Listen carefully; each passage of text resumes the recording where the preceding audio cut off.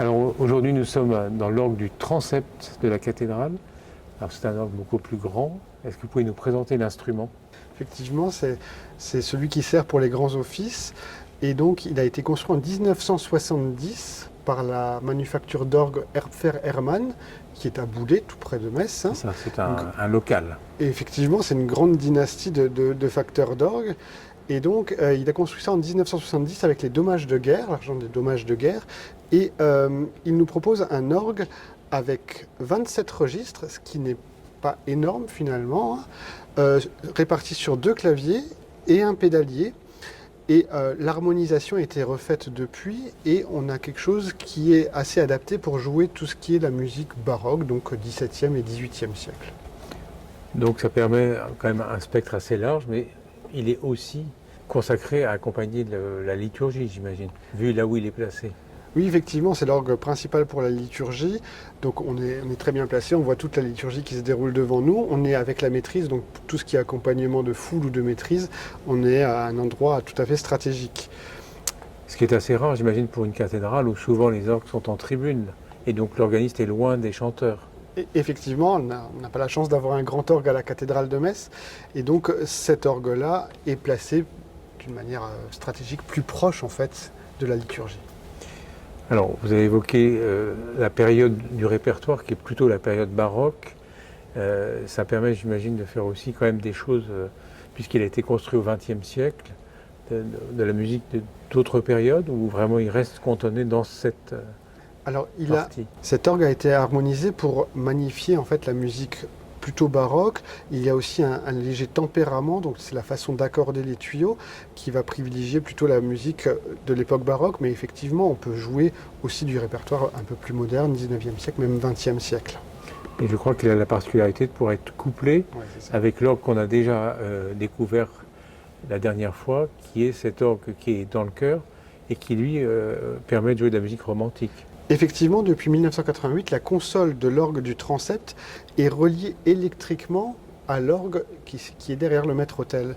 Et sur notre gauche, ici, on a tous les registres de l'orgue qui se trouvent dans le chœur. Et on va pouvoir commander, choisir les registres qu'on veut et les additionner à ceux de l'orgue du transept, ce qui va faire qu'on peut cumuler les 27 registres ici, les 28 registres là-haut, et donner l'illusion d'avoir un grand orgue. Alors justement, est-ce qu'on peut écouter peut-être déjà une première pièce à cet orgue? Laquelle est-ce et qu'est-ce que vous avez déployé comme jeu pour la jouer? J'aimerais vous présenter un début d'une pièce de Dietrich Buxtehude, compositeur du XVIIe siècle en Allemagne du Nord. Ça commence avec un grand trait de pédalier et c'est pour ça que je l'ai choisi. On va jouer avec les pieds et les mains vont simplement ponctuer en fait cette grande partie du pédalier.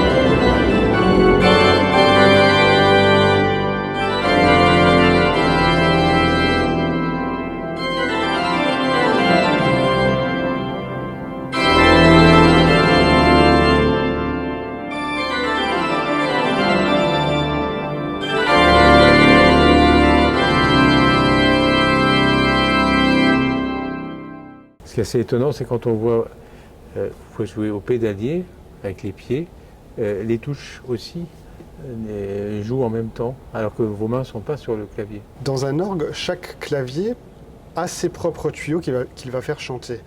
Et donc on a des astuces, des gadgets qui vont permettre de superposer les différents plans sonores. Donc ici on a 3 plans sonores, les 2 claviers plus le pédalier.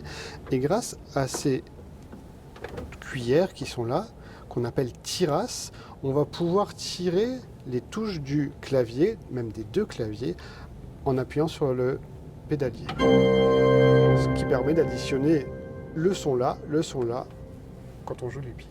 Peut-être voulez-vous nous faire découvrir d'autres registres, d'autres instrumentations avec un autre compositeur? Oui, alors comme deuxième pièce, j'aimerais vous présenter une pièce de Jean-Sébastien Bach, ou plutôt que Jean-Sébastien Bach a arrangé pour l'orgue.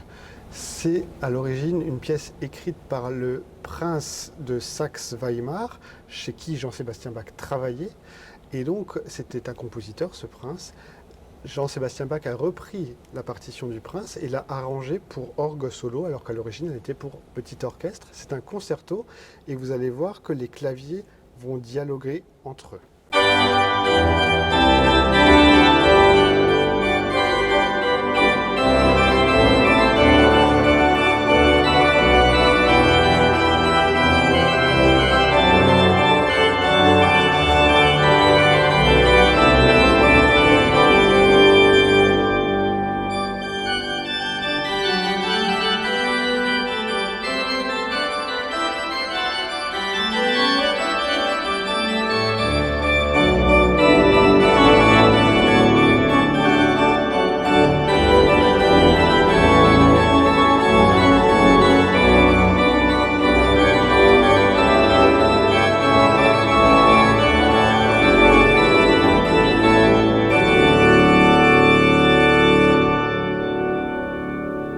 Vous nous avez dit tout à l'heure qu'il avait 27 jeux. Est-ce qu'il a une palette suffisamment large pour jouer, ou est-ce que finalement ça vous limite dans les choix de ce qu'on peut jouer? Alors, les grands instruments du département, par exemple au Temple Neuf ou à Saint-Rémy de Forbach ou à Saint-Maximin de Thionville, les orgues ont environ 50 registres. Donc ici on en a 27, donc on a beaucoup moins de possibilités et finalement ça réduit la palette sonore, les couleurs qu'on va pouvoir donner à la musique. On a les principaux mélanges, donc le plein jeu, le grand jeu, mais on pourrait avoir quelques jeux de détails supplémentaires pour amener un petit peu de diversité. Alors, je crois que vous avez préparé aussi une pièce française. Là, on vient d'écouter de la musique allemande, mais on a une pièce française de Lully. Oui, alors c'est une adaptation pour l'orgue. À l'origine, c'est pour orchestre. Ça fait partie du Bourgeois gentilhomme de Molière. À l'origine, c'était donc une pièce, une comédie-ballet. Donc il y avait de la musique et de la danse en plus du théâtre. On sait surtout que c'est du théâtre, le Bourgeois gentilhomme. Mais il y avait de la musique écrite par Lully. C'est la 4e entrée de la comédie-ballet. Et donc c'est une mélodie que tout le monde va reconnaître. Et je vais vous en jouer 2 versions. Une version où c'est le cornet qui va être soliste. Et une deuxième version où là, on va sortir les trompettes et on appelle ça en France le grand jeu.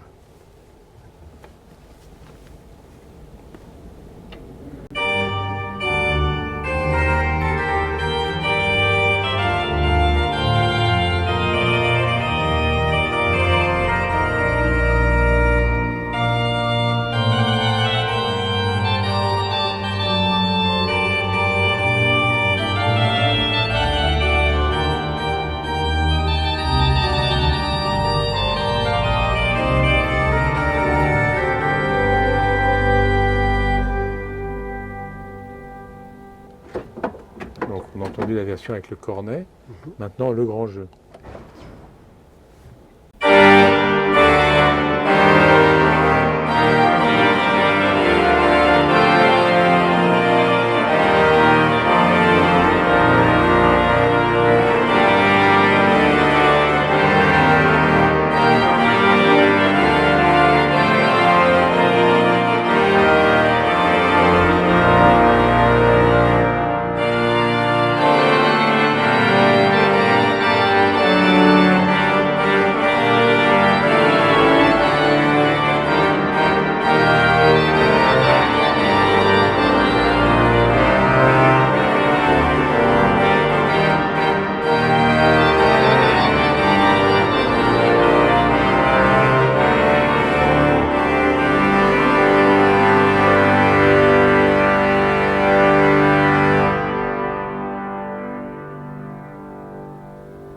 Tout à l'heure, vous avez dit qu'on pouvait associer les 2 orgues, celui du chœur et celui ici du transept.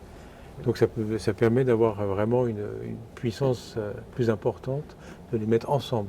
Effectivement, donc là, je vais vous jouer une pièce de Mendelssohn où j'utilise le grand plein jeu de l'orgue du transept et je rajoute donc les registres qui correspondent à l'orgue de chœur.